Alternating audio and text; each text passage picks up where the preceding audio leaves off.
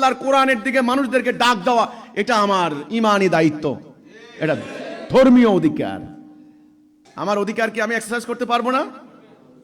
তাহলে আমার বিরুদ্ধে এই যে মিথ্যাচার হচ্ছে, এই যে হুমকি দেওয়া হচ্ছে, ওয়াজ মাহফিলে বসে বসে মিথ্যা বয়ান দেওয়া হচ্ছে, কোরআন আমাকে মিথ্যা কথা শেখায় নাই, আমি তাদের মতো মিথ্যা কথা বলতে পারবো না।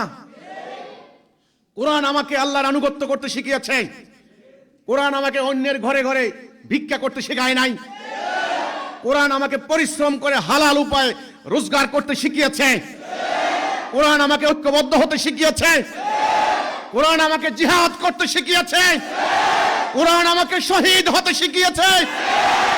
কাজে আমি আমার আত্মরক্ষার জন্য আমার জীবন সম্পদকে আমি উৎসর্গ করেছি। আমি কোনো অন্যায় করি নাই, কোনো আইন ভঙ্গ করি নাই। কেউ বলতে পারবে না কোনো অন্যায় করেছি, কোনো আইন ভঙ্গ করেছি, কেউ বলতে পারবে না।